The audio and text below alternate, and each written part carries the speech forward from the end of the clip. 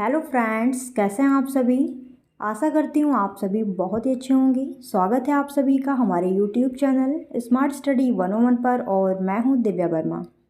दोस्तों, आज की वीडियो में हिंदी साहित्य के फर्स्ट पेपर से संबंधित कुछ महत्वपूर्ण प्रश्न यहाँ पर डिस्कस किए जाएंगे, जो कि आपकी परीक्षा की दृष्टि से बहुत ही ज़्यादा इम्पॉर्टेंट है। इसलिए आप इस वीडियो को लास्ट तक ज़रूर देखिएगा, एक भी पॉइंट मिस मत कीजिएगा, वरना आप ही लोगों का लॉस होगा। और अगर आप लोगों को ये वीडियो पसंद आती है तो प्लीज़ इस वीडियो को एक लाइक ज़रूर दीजिएगा और अपने सभी साथियों के साथ में इस वीडियो को शेयर भी कीजिएगा। दोस्तों, हम आपकी सहायता करने के लिए टेलीग्राम चैनल पर भी उपलब्ध हैं, तो आप चाहें तो हमें वहाँ भी ज्वाइन कर सकते हैं। टेलीग्राम चैनल की लिंक मैं इस वीडियो के कमेंट बॉक्स में पिन कर दूँगी। तो चलिए फिर क्वेश्चन डिस्कस करना स्टार्ट करते हैं। पहला प्रश्न है यहाँ पर, भारतेंदु युग पर संक्षिप्त प्रकाश डालिए। तो भारतेंदु युग के बारे में संक्षिप्त में बताना है। इसका आंसर देख लेते हैं। हिंदी साहित्य के इतिहास में आधुनिक काल के प्रथम चरण को भारतेंदु युग की संज्ञा प्रदान की गई और भारतेंदु हरिश्चंद्र को हिंदी साहित्य के आधुनिक युग का प्रतिनिधि माना जाता है। तो आधुनिक काल का पहला चरण कौन सा था? भारतेंदु युग। भारतेंदु युग के प्रतिनिधि कवि कौन है? भारतेंदु हरिश्चंद्र। भारतेंदु का व्यक्तित्व प्रतिभाशाली था। वे संपादक और संगठनकर्ता थे। वे साहित्यकारों के नेता और समाज को दिशा देने वाले सुधारक व विचारक थे। भारतेंदु हरिश्चंद्र से हिंदी साहित्य के नए युग का श्री गणेश होता है। अंग्रेजी राज्य की स्थापना के कारण समाज में जो नवीन चेतना का विकास हुआ था, उसे भारतेंदु जी ने अच्छी तरह से समझ लिया था। उसी के अनुरूप उन्होंने हिंदी को विचार अभिव्यक्ति का सबल माध्यम बनाने का प्रयत्न किया। काव्य भाषा के रूप में ब्रज भाषा ही चल रही थी, परंतु उसमें नवीन विचारों की झलक आने लगी थी। भारतेंदु जी ने समाज सुधार और देशभक्ति की प्रेरणा दी। भारतेंदु जी तथा उनकी मंडली के कवियों की वाणी से अकाल, भुखमरी, टैक्स, अदालत की लूट खसोट, मातृभाषा का महत्व, कुरीतियाँ, अंधविश्वास आदि की ध्वनि सुनाई देने लगी थी। यानी कि भारतेंदु जी और उनके साथ में जो उनकी मंडली के कवि थे, उनकी रचनाओं में हमें अकाल, भुखमरी, टैक्स, अदालत की लूट खसोट और मातृभाषा का महत्व, कुरीतियाँ, अंधविश्वास, इस तरीके की चीज़ें उनकी रचनाओं में देखने को मिलने लगी थी। उन लोगों ने राष्ट्रीयता और देश प्रेम की भावना का संचार किया था। इस युग के प्रमुख कवियों में भारतेंदु हरिश्चंद्र, अंबिका दत्त व्यास, प्रताप नारायण मिश्र, राधाचरण गोस्वामी और बद्री नारायण चौधरी प्रेमघन हैं। तो ये हो गए भारतेंदु युग के प्रमुख कवि। आगे देखते हैं नेक्स्ट क्वेश्चन, प्रश्न संख्या 2। छायावाद के नामकरण पर अपने विचार व्यक्त कीजिए। यानी छायावाद का नामकरण किस प्रकार से हुआ? चलिए इसका आंसर देखते हैं। छायावाद हिंदी साहित्य के रोमांटिक उत्थान की वह काव्यधारा है जो लगभग 1918 से 1936 तक की प्रमुख युगवाणी रही। छायावाद का समय है 1918 से 1936 तक। ये समय आपको अलग अलग पुस्तकों में अलग अलग देखने को मिल सकता है। जयशंकर प्रसाद, सूर्यकांत त्रिपाठी निराला, सुमित्रा नंदन पंत, महादेवी वर्मा, पंडित माखनलाल चतुर्वेदी इस काव्यधारा के प्रतिनिधि कवि माने जाते हैं।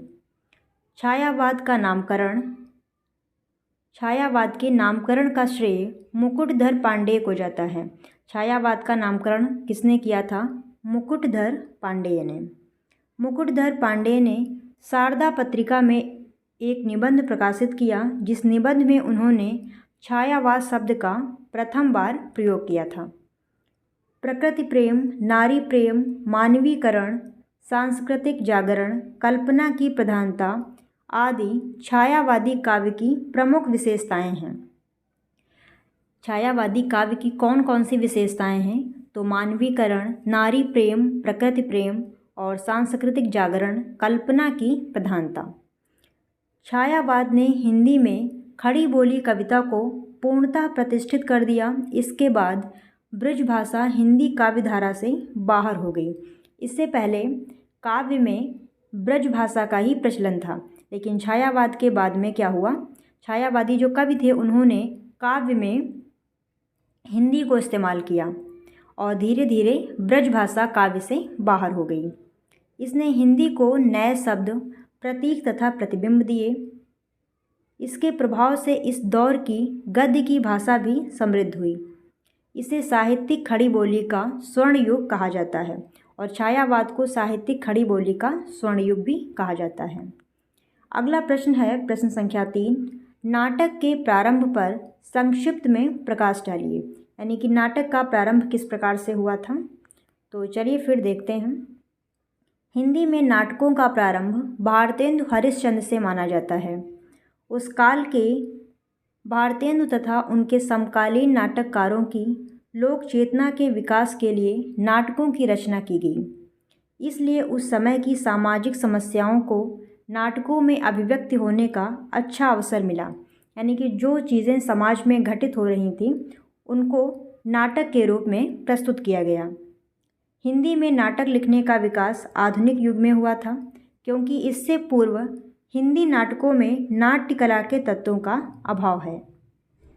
प्राणचंद्र चौहान कृत रामायण महानाटक तथा कवि उदय कृत हनुमान नाटक पद्यात्मक प्रबंध हैं, नाटक रचनाएं नहीं हैं। यानी कि यहाँ पर जो रचनाएं दी हुई हैं रामायण महानाटक और हनुमान नाटक, ये पद्यात्मक प्रबंध हैं, नाटक रचनाएं नहीं हैं। अन्य नाटककारों में भारतेंदु जी के पिता गोपाल चंद ने नहुस और गणेश कवि ने प्रद्युम्न विजय तथा शीतला प्रसाद त्रिपाठी ने जानकी मंगल आदि नाटकों की रचना की।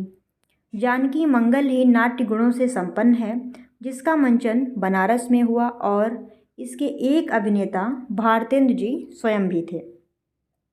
यानी कि भारतेंदु हरिश्चंद्र जी ने जानकी मंगल नाटक में अभिनय किया था, परंतु तब तक भारतेंदु जी का विद्या सुंदर नाटक प्रकाशित हो चुका था, जो संस्कृत की चौर पंचासिका कृत के बांग्ला संस्करण का छाया अनुवाद था। इसलिए हिंदी में नाटक लिखने की परंपरा का आरंभ भारतेंदु युग से माना जाता है।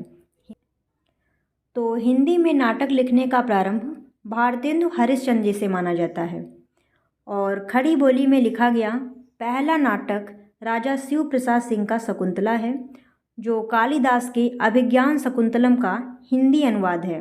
यानी कालिदास की जो रचना अभिज्ञान शकुंतलम है, इसी का हिंदी अनुवाद है शकुंतला, जो किसने किया है, राजा शिव प्रसाद सिंह ने। भारतेंदु हरिश्चंद्र ने कालचक्र में नहुस को हिंदी का प्रथम नाटक, शकुंतला को द्वितीय और विद्या सुंदर को तृतीय नाटक स्वीकार किया है। तो भारतेंदु हरिश्चंद्र जी ने अपने कालचक्र में नहुस को हिंदी का प्रथम नाटक माना है और यही आपको पढ़ने में भी मिलेगा कि हिंदी का प्रथम नाटक कौन सा है, नहुस। तो ध्यान रखिएगा इसे। बाकी आज के लिए यहीं तक। आज हम लोगों ने 3 महत्वपूर्ण क्वेश्चन डिस्कस किए हैं और सभी लोग अगर चाहें तो इस क्वेश्चन को अपनी कॉपी में भी नोट कर लीजिए। और अगर आप लोगों को ये वीडियो पसंद आई हो तो प्लीज़ वीडियो को लाइक शेयर ज़रूर करिएगा और इसी प्रकार की अन्य वीडियोस देखने के लिए हमारे चैनल को सब्सक्राइब भी करके रखिएगा। दोस्तों फिर मिलते हैं ऐसे किसी नई वीडियो के साथ, तब तक आप जुड़े रहें हमारे साथ। धन्यवाद दोस्तों, जय हिंद।